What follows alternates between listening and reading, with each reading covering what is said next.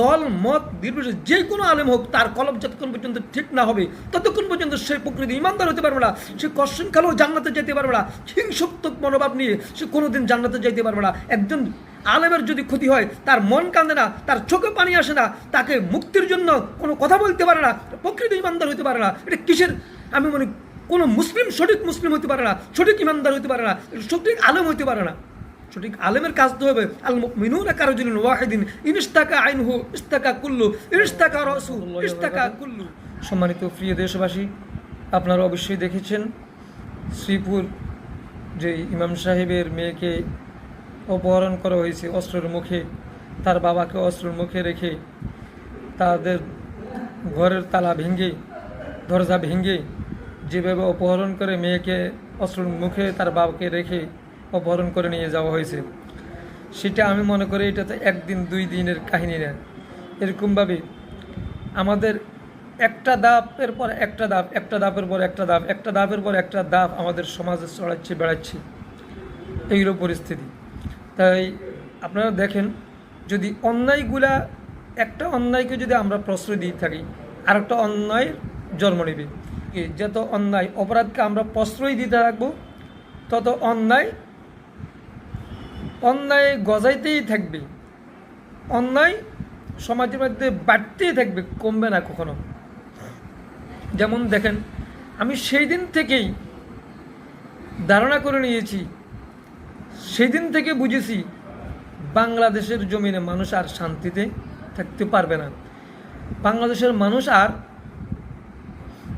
এই শান্তি পাবে না।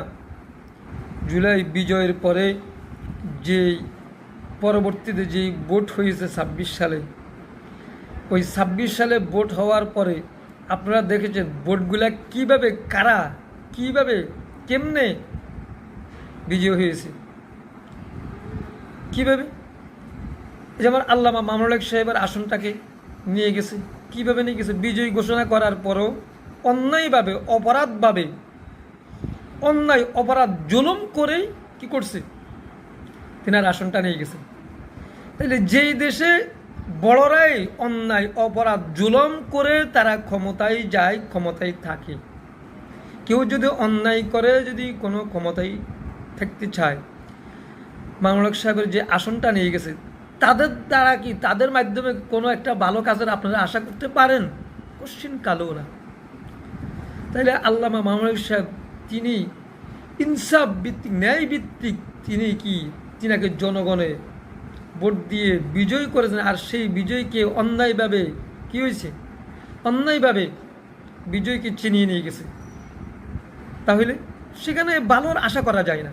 এরকমভাবে দেখেন আপনার অন্য যে আরও কয়েকটা জায়গায় নারী ক্ষতিগ্রস্ত হয়েছে। যেই গাজীপুরে একটা মেয়েকে আপনারা দেখছেন দর্শন করেছে আতাউর রহমান বিক্রমপুরী সাহেবের, তিনি যে এটার প্রতিবাদ করেছে, অনেকে তিনার পক্ষে চাপড় দিয়েছেন। যখন নাকি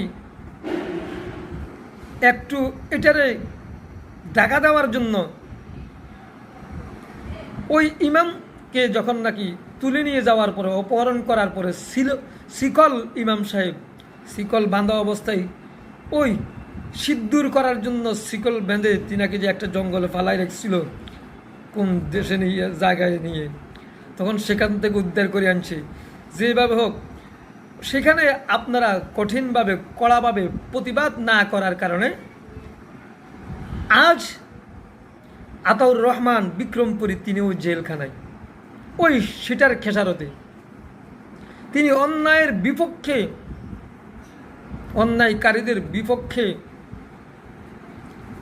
মাজলুমের পক্ষে যখন দাঁড়িয়েছে, ওই ইমামের পক্ষে দাঁড়িয়েছে, ওই নারীর পক্ষে দাঁড়িয়েছেন, তখন আপনারা অনেকেই ছিলেন, আবার অনেকে তিনার বিরোধিতা করেছেন। আজ যখন তিনি কারাগারে গেছেন আতাউর রহমান বিক্রমপুরী, যে আতাউর রহমান, হাজার আতাউর রহমান বিক্রমপুরীর মতো তিনি ভূমিকা রাখতেন, সেই আতাউর রহমান বিক্রমপুরী আজ কারাগারে উপস্থিত। তিনার মামলা ছাড়াই তিনাকে এটা গ্রেপ্তারি দেখানো, কোনো মামলা ছাড়াই গ্রেপ্তারি দেখাইয়া অন্যায়ভাবে যখন একটা হক্কানি আলেম, নির্দোষ মানুষকে গ্রেপ্তার করে কারাগারে ঢুকানো হয়, মামলা ছাড়াই, অপরাধ ছাড়াই, উপস্থিত ট্রাইব্যুনালের মাধ্যমে, আমরা কেউ তার পক্ষে কথা বলতে পারি না, ওই অন্যায়ের প্রতিবাদ করতে পারি না। আজকে যদি সেই প্রতিবাদ যদি আমরা করতে পারতাম, অন্যায়ের প্রতিবাদ যদি করতে পারতাম, অন্যায়ের বিপক্ষে যদি আমরা রুখে দাঁড়াতে পারতাম, আতাউর রহমান বিক্রমপুরী কেন জেলখানায় থাকবে, কেন গ্রেপ্তার হবে? এটা যদি সকল আলেম সমাজ, সকল মুসলিম জনসাধারণ, সকল মা বোন যদি আজকে এটার জন্য স্লোগান উঠে দিতেন, প্রতিটা তারা স্ট্যাটাস যদি দিয়ে দিতেন, ফেসবুকে তারা যদি পোস্ট দিত, তাহলে আজকের এই, আমি মনে করি আজকের এই ইমামের এই কাণ্ড, এই ইমামের মেয়ের এই অবস্থা তৈরি হতো না। আজকে ওই আতাউর রহমান বিক্রমপুরী বাইরে না থাকার কারণে আজকে অন্যায়কারীরা, অপরাধকারীরা, জালিমরা আজকে সাহস পাচ্ছে একজন নারীকে এবারে অস্ত্রের মুখে তাকে নিয়ে যাওয়ার জন্য। কিছুদিন আগে আরও দেখেছেন আপনারা, একজন 8 বছরের মেয়েকে উঠেই নিয়ে, তার মার কাছ থেকে উঠেই নিয়ে পাশ দিয়ে যাচ্ছে, উঠেই নিয়ে গ্রেপ্তার করে নিয়ে যায়। তারা এরকম কয়েকজন ছেলে সান্ডা, তারা দিয়ে কী করছে, দর্শন করে এরপরে ওই মেয়েটাকে হত্যা করেছে। আপনারা দেখেছেন ফেসবুকে, আমিও দেখেছি ফেসবুকে। এই হলো পরিস্থিতি। কেন? ওই একটা অপরাধকে যখন আমরা কি করি না, অপরাধের বিপক্ষে যখন নাকি আমরা স্ট্যাটাস দিই না, পোস্ট দিই না, তখন আরেকটা অপরাধ জন্ম নেয়। আরেকটা অপরাধের খোঁজখবর যখন বিপক্ষে কথা না বলি, আরেকটা অপরাধ জন্ম নেয়। এভাবে জন্মাইতেই থাকে আমাদের অপরাধগুলো। আমাদের দেশে এভাবে অপরাধ জন্মাইতেই থাকতেছে, অপরাধ বিস্তার লাভ করতেছে। আজকে যদি আতাউর রহমান বিক্রমপুরী, আমরা কি কোনো আলেম সমাজ, কোনো ইমাম, খতিব, কোনো এরকমভাবে দলীয়, তারপরে ভাবে এরকমভাবে যারা নির্দলীয়ভাবে যারা কোনো কেউ ভূমিকা রাখছে, আতাউর রহমান বিক্রমপুরী সাহেব জেলে কেন কেউ রাখছে? থাকে না। সেই জন্যই তো সুযোগ, ওই জন্যই তো সুযোগ, অন্যায়কে তো আমরা সুযোগ দিচ্ছি, সেই জন্যই তো এতগুলো হচ্ছে। আজকে একটা অন্যায় হবে কেন? একটা অন্যায়, একজন লোককে অন্যায়ভাবে হত্যা করবে, একজন লোককে অন্যায়ভাবে গ্রেপ্তার করবে, একজন মানুষকে অন্যায়ভাবে ক্ষতি করতে হবে, এটার জন্য যদি জোরালোভাবে যদি ভূমিকা রাখা হয়, তাহলে আরেকটা অন্যায়ের আবির্ভাব হতো না।